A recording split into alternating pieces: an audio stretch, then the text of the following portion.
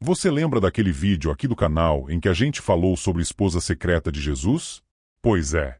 A repercussão foi enorme. Muita gente comentou, questionou, trouxe interpretações diferentes, textos antigos, relatos ignorados, e, como era de se esperar, o assunto dividiu opiniões. Não era para menos. A ideia de que Jesus teria sido casado com Maria Madalena não é algo que se ouve por aí com frequência, muito menos nas igrejas tradicionais. Mas o que quase ninguém sabe é que existe uma outra teoria, ainda mais polêmica do que aquela. Uma teoria que circula entre pesquisadores independentes, estudiosos de textos antigos e até dentro de círculos acadêmicos alternativos. E essa versão afirma o seguinte: aquele casamento descrito no Evangelho de João, onde Jesus realiza seu primeiro milagre, transformando água em vinho, não seria o casamento de outra pessoa, mas sim o dele próprio. Isso mesmo. Segundo essa leitura, Jesus teria se casado ali, naquele dia, em Caná da Galileia, com Maria Madalena. Um detalhe que, se for verdadeiro, não apenas reforça a hipótese de que ele teve uma esposa, mas também levanta uma série de outras questões. Por que isso foi omitido? Qual seria o impacto disso para a fé cristã tradicional? E o mais importante, que indícios existem para sustentar essa ideia? Hoje, a gente vai abrir espaço para essa nova leitura. Sem pressa, sem rótulos, mas com seriedade e profundidade. Porque por trás dos textos que nos foram entregues, pode existir uma história ainda mais complexa e mais humana do que fomos levados a acreditar. O casamento misterioso de Caná, um milagre com mais perguntas do que respostas. Vamos direto ao ponto. O que realmente aconteceu naquele casamento em Caná da Galileia? A narrativa está no Evangelho de João, capítulo 2. Ali a gente encontra o primeiro milagre de Jesus, a transformação da água em vinho. É um dos episódios mais citados nos púlpitos, nas missas e até em livros infantis sobre os milagres de Cristo. Mas há um detalhe crucial nessa passagem que quase ninguém questiona. De quem era esse casamento? João simplesmente diz: houve um casamento em Caná da Galileia, e a mãe de Jesus estava lá. Jesus e seus discípulos também foram convidados. Parece um detalhe inocente, mas para estudiosos atentos, esse silêncio sobre os noivos é estranhamente barulhento. Se esse casamento era tão importante a ponto de marcar o início público do ministério de Jesus, por que o evangelista não menciona os nomes dos noivos? Por que não há qualquer referência direta à identidade dos protagonistas daquela celebração? Agora observa outro ponto. Maria, a mãe de Jesus, parece exercer um papel de responsabilidade na festa. Quando o vinho acaba, algo considerado uma vergonha enorme numa celebração judaica da época, é ela quem toma a iniciativa. Ela não apenas se preocupa, como ordena que os serventes façam o que Jesus mandar. Ou seja, ela fala como quem tem autoridade no evento. Isso seria comum se ela fosse apenas uma convidada? Pensa comigo, numa festa tradicional judaica do século I, quem teria essa postura? A mãe da noiva. Ou, no mínimo, alguém da família muito próxima dos noivos. E mais, Jesus, a princípio, hesita. Ele responde à mãe: mulher, que tenho contigo? Ainda não é chegada a minha hora. Mesmo assim, realiza o milagre. Esse é o tipo de reação que abre espaço para várias leituras. Alguns estudiosos acreditam que essa resposta é simbólica, indicando que Jesus ainda não estava pronto para se manifestar como o Messias. Outros, porém, enxergam nessa resposta um conflito mais pessoal, mais íntimo, algo que não se esperaria num simples evento social. E aqui entra o centro da teoria. E se o casamento fosse de Jesus com Maria Madalena? Para quem conhece apenas os evangelhos canônicos, aqueles 4 que estão na Bíblia, essa ideia pode parecer sem base. Mas quando a gente expande o olhar para os chamados evangelhos apócrifos, como o de Maria, o de Filipe, o de Tomé, uma outra imagem de Jesus começa a se formar. Uma imagem mais humana, mais próxima da cultura da época e, principalmente, mais afetiva. O Evangelho de Filipe, por exemplo, traz um trecho onde Maria Madalena é chamada de companheira de Jesus, e essa palavra, no grego original, tem conotação de relacionamento conjugal. Não é discípula, não é seguidora, é parceira. E há ainda passagens que falam de beijos entre eles, de ciúmes dos outros discípulos por essa proximidade, e de diálogos em que ela parece entender coisas que nem Pedro conseguia compreender. Se somarmos essas informações com a postura dela no relato da crucificação, onde ela é a única que permanece até o fim, e na ressurreição, onde a primeira pessoa vê Jesus vivo novamente, o quadro começa a ganhar mais profundidade. Ela não era só mais uma seguidora. E isso levanta a pergunta: por que a tradição reduziu tanto o papel dela ao longo dos séculos? Voltando ao casamento de Caná, será que João deixou os nomes dos noivos de fora por esquecimento? Ou será que, intencionalmente, omitiu? Será que ele esperava que apenas os iniciados entendessem a simbologia? Ou será que, mais tarde, quando os evangelhos foram sendo organizados e ajustados, certos detalhes foram simplesmente suprimidos? Essa possibilidade não surgiu do nada. Ela é discutida em círculos de pesquisa bíblica, em trabalhos acadêmicos e até em descobertas arqueológicas, como os manuscritos do Mar Morto e os documentos de Nag Hammadi. Nesses textos, a figura de Maria Madalena é mais forte, mais presente, e o relacionamento dela com Jesus é descrito como algo especial, algo que foi abafado pela narrativa dominante. Agora, para e pensa, se essa teoria estiver certa, o primeiro milagre de Jesus não foi feito por acaso. Não foi só um gesto simbólico para demonstrar poder. Foi o marco de um momento pessoal, íntimo, histórico.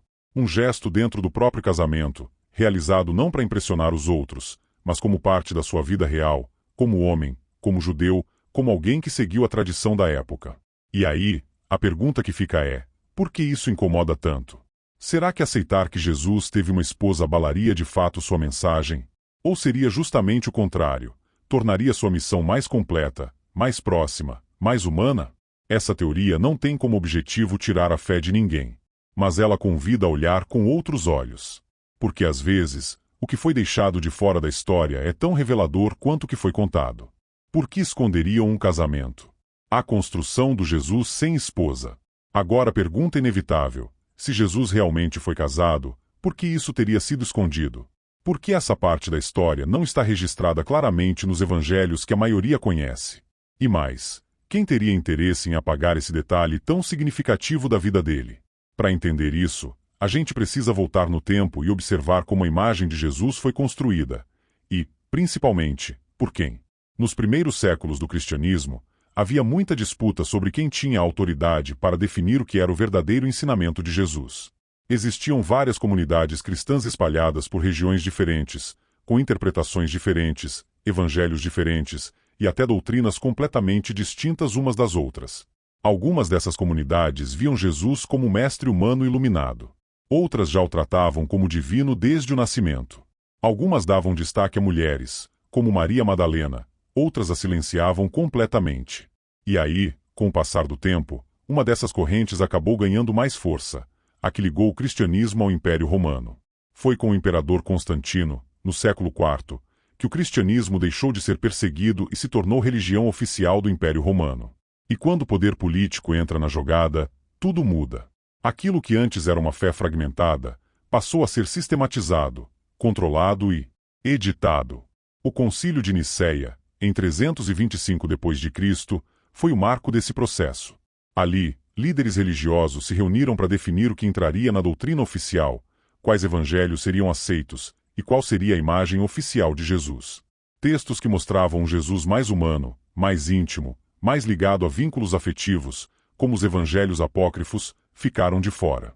E aqui entra um ponto crucial: a igreja precisava de um Jesus celibatário. Um Jesus sem esposa, sem filhos, sem desejos terrenos. Um modelo perfeito para justificar a estrutura do clero, onde padres e bispos deveriam viver em castidade. Um Jesus casado complicaria essa base toda. Se Jesus teve uma esposa, a ideia de celibato como forma de pureza espiritual cairia por terra. A autoridade moral da igreja sobre o corpo, sobre o sexo, sobre o casamento, tudo isso ficaria fragilizado. Porque como defender que o sexo deve ser evitado pelos líderes espirituais, se o próprio fundador viveu um casamento? E mais, se Jesus teve descendentes, então, existiriam herdeiros de sangue? Pessoas com linhagem direta dele? Já pensou o que isso representaria ao longo da história? A autoridade espiritual poderia ter sido questionada por uma autoridade de sangue. Isso criaria uma crise interna gigantesca.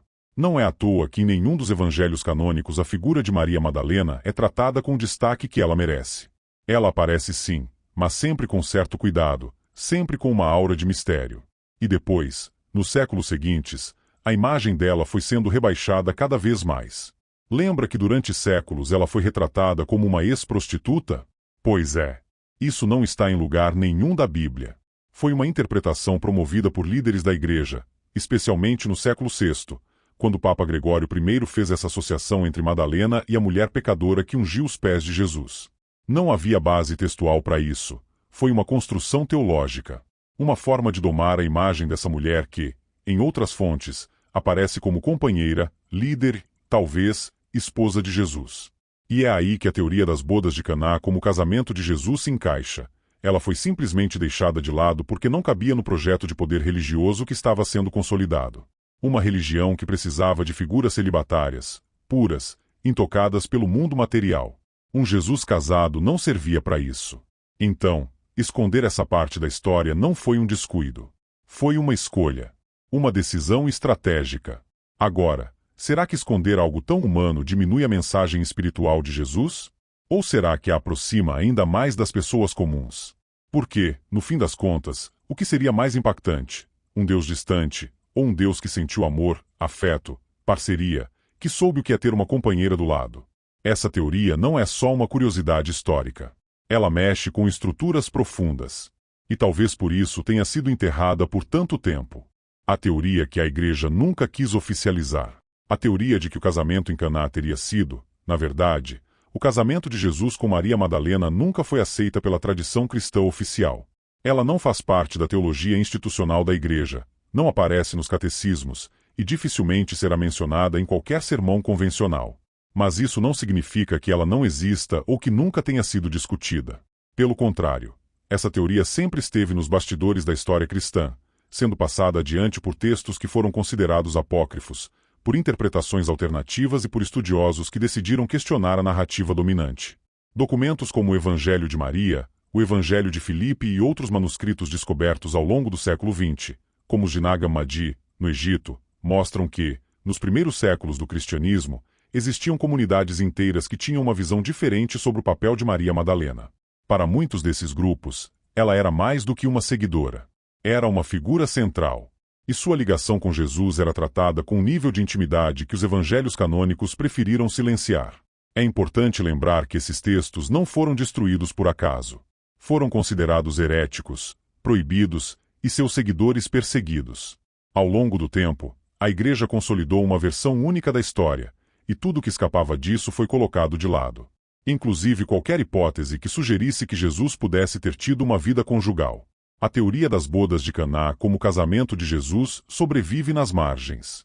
Ela nunca fez parte da catequese oficial, mas continua sendo discutida entre estudiosos independentes, teólogos alternativos, pesquisadores históricos e até dentro de algumas vertentes esotéricas e místicas. Não é invenção moderna. Não é teoria da conspiração. É uma linha de leitura que sempre existiu, apenas foi ignorada pela narrativa institucionalizada. E o mais curioso é que o texto bíblico sobre as bodas de Caná, apesar de estar na Bíblia oficial, não fornece nenhuma informação concreta sobre quem estava se casando. Esse vazio de detalhes é o que alimenta o debate. Se era um casamento comum, por que tanto mistério? Por que o texto não cita os noivos? Por que a mãe de Jesus tinha tanta autoridade no evento? Por que esse milagre foi justamente o primeiro? E por que a figura de Maria Madalena se tornou, ao longo da história, alvo de tanta tentativa de apagamento? No fim, o que temos é uma versão dos fatos que nunca chegou aos púlpitos. Uma versão que sobreviveu pelas bordas, por manuscritos esquecidos, por tradições alternativas. Uma versão que desafia o modelo que foi consolidado ao longo dos séculos e que continua levantando perguntas incômodas até hoje. Se ela é verdadeira ou não, não cabe ao Bíblia controvérsias afirmar. O nosso papel aqui é justamente esse: mostrar o lado que ninguém gosta de falar. Mostrar as versões que foram deixadas para trás, ignoradas, descartadas, mas que continuam ecoando por aí. Porque toda história tem mais de um lado. E quando o assunto é Jesus, os bastidores dessa narrativa ainda estão cheios de pontos que permanecem em silêncio.